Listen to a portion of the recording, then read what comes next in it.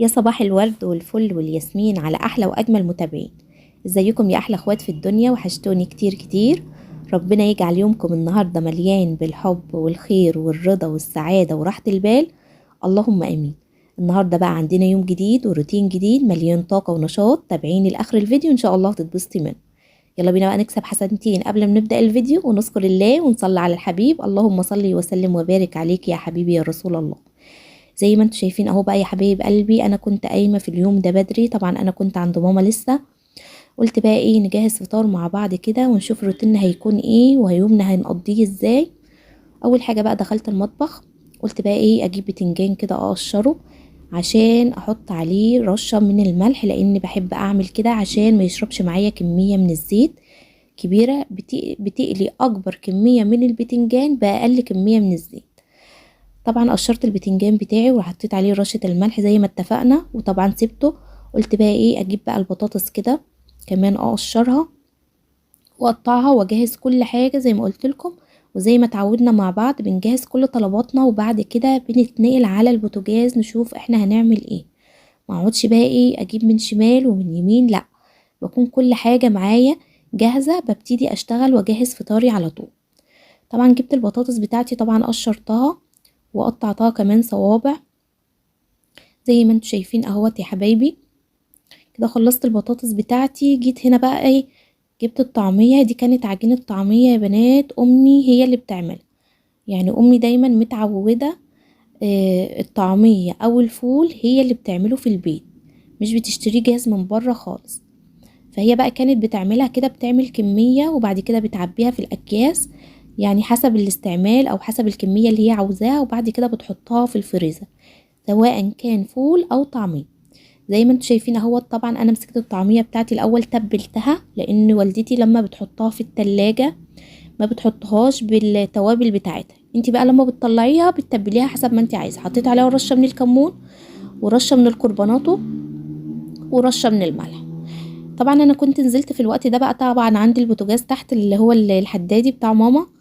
وطبعا اول حاجه طبعا البطاطس، قلت بقى ايه، اقلل البطاطس كده على برضو ما البتنجان بتاعي يكون شرب من الملح او من رشه الملح اللي احنا حطيناها عليه.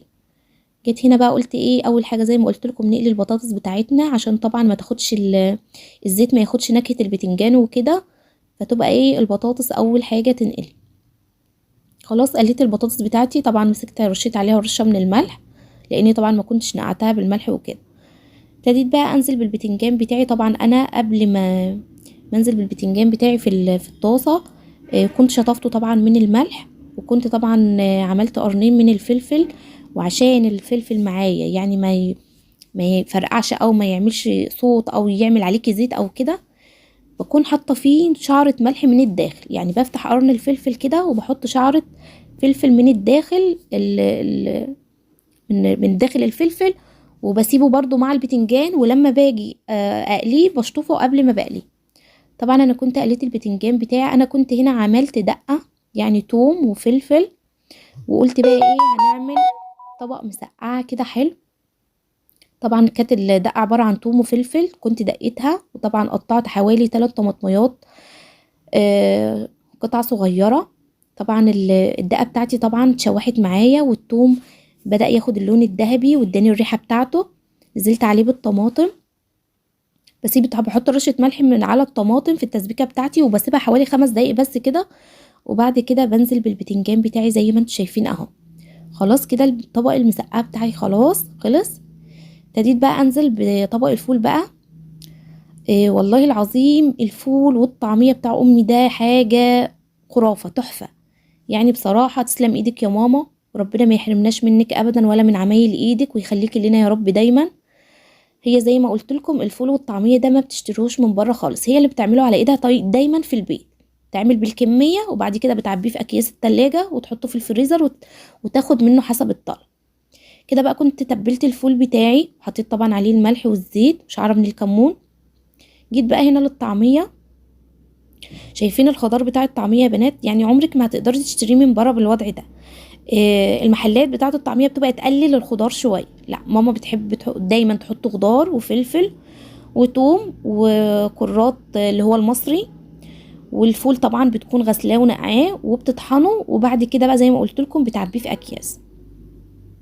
ابتديت بقى انزل بالطعميه بتاعتي طبعا واحده واحده.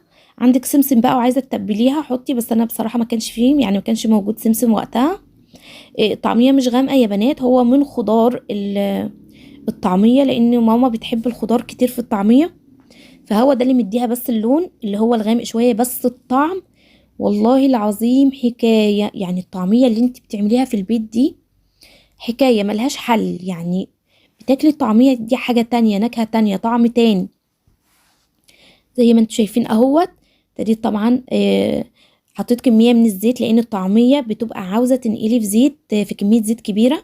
حطيت طبعا كميه من الزيت حلوه في الطاسه بتاعتي، وطبعا بحمرها واحده واحده ومهديه النار عليها. صلوا بينا على النبي يا بنات، اللهم صل وسلم وبارك عليك يا حبيبي يا رسول الله.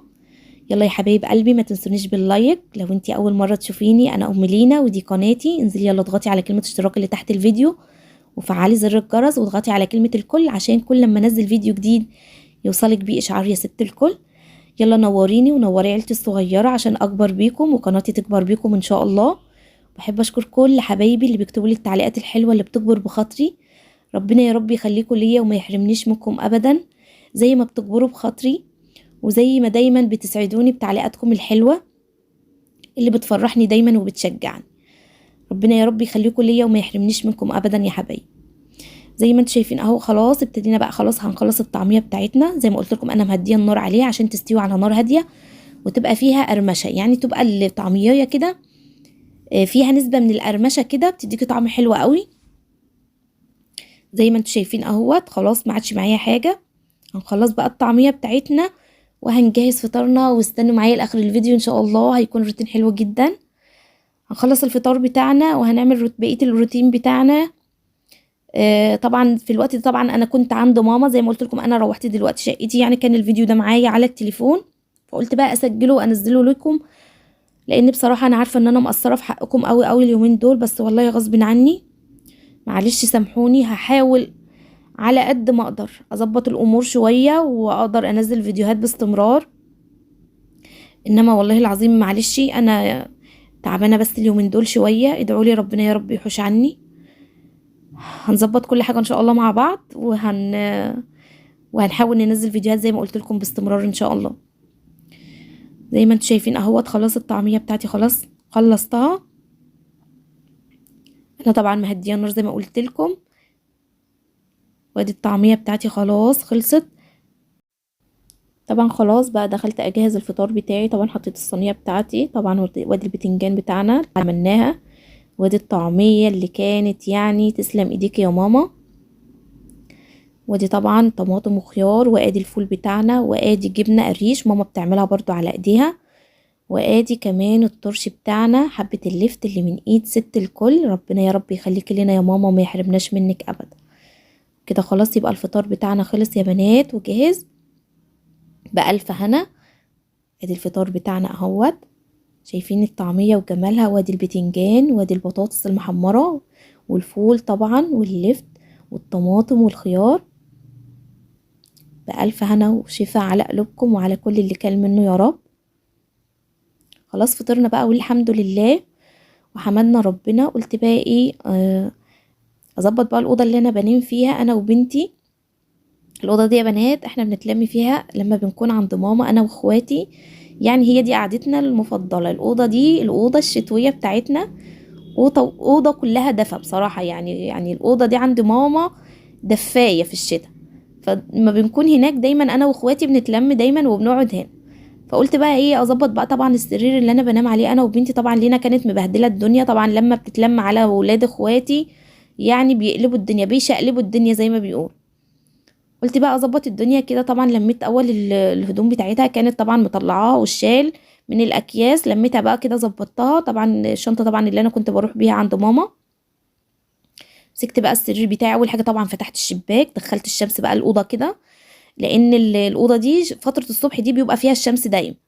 فتحت بقى الشباك كده، قلت ايه الشمس تدخل بقى تطهر الاوضه كده، ونغير بقى الجو بتاع الاوضه، ونطلع كل الطاقه السلبيه وندخل الطاقه الايجابيه. مسكت طبعا السرير بتاعي نفضته، هو والدفايه طبعا، الملايه والدفايه ظبطتهم. طبقت طبعا البطانيه بتاعتي، ابتديت بقى اظبط الكومودينو جنب السرير.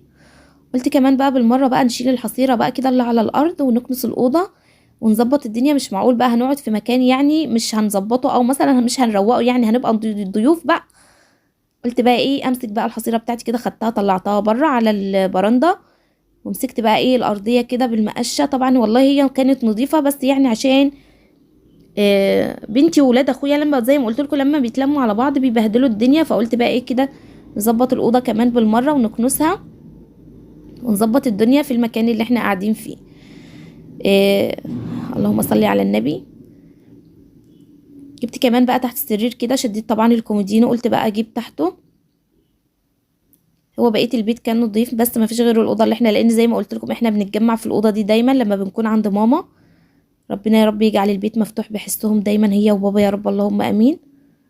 كده كنت خلصت بقى الاوضه، ومسكت بقى كمان الحصيره بتاعتي نفضتها تنفيضه حلوه كده في البرندة بره وفرشتها. وادي الاوضه بتاعتي خلاص بعد ما خلصت. قلت بقى امسك بقى الشباك بتاعي كده اشيشه عشان لو في اي حاجه دبانه في الاوضه او اي حاجه بتطلع. كده خلاص الاوضه بتاعتي بقت زي الفل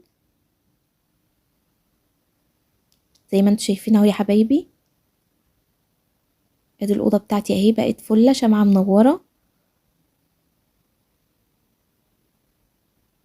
اتمنى يا رب ان انا اكون ضيفه خفيفه عليكم، واتمنى يا رب ان انا انول محبتكم ورضاكم. اسيبكم في رعايه الله، والسلام عليكم ورحمه الله وبركاته.